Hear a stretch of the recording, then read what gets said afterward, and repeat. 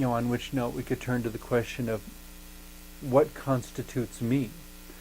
What constitutes an answer to my question? What constitutes, what are the pieces and parts of the person that is me? Well, there's a particular history. There's a particular personality. There's a particular complex human brain with particular characteristics, many of which science can neither understand nor even document. Were it possible to note such a thing, there's probably a particular chemical composition, but with a formula so long in terms of naming all the elements and compounds and states, gas, fluid, or solid, gas, liquid, or solid, that comprise the person that I am, the answer would probably be too complex to ever really provide. But it still makes sense to have at least the innocence, the audacity, the courage to ask, yes, but what am I?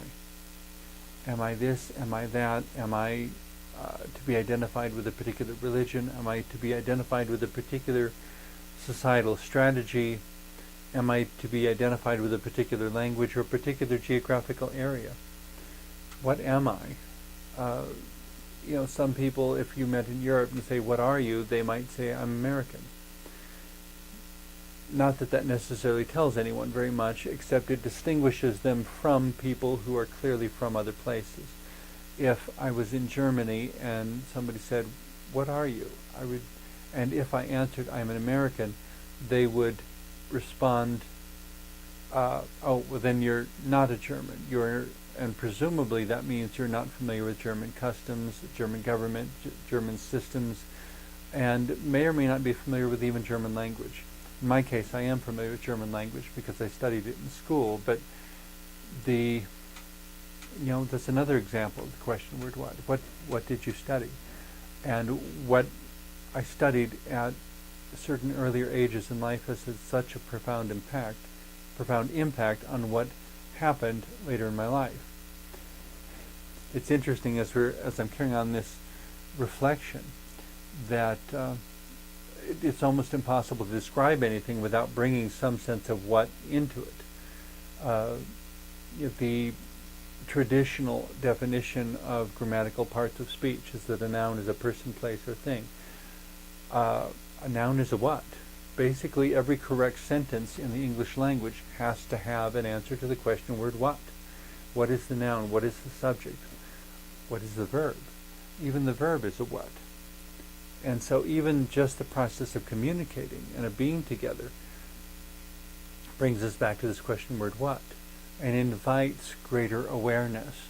Ultimately, that's what all question words come down to, is inviting awareness, inviting understanding, and inviting inquiry and questioning and investigation and exploration to find out what it is, and to find out what the words are by which you could describe this to others, to hopefully begin to acquaint them with whatever it is you've discovered,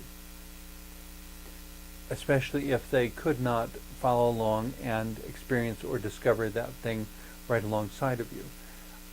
In much the same way that Marco Polo traveled to China and came back with all sorts of answers to the question word what, some of which I'm sure were very difficult for many Europeans to believe because they were so completely different from anything that was common to the other people's life experience. In asking the question word what, I encourage you, I invite you, persist and know it in its depth, not just the simpleness of its 4 little letters, but know the depth of the question word what. Thank you for watching today.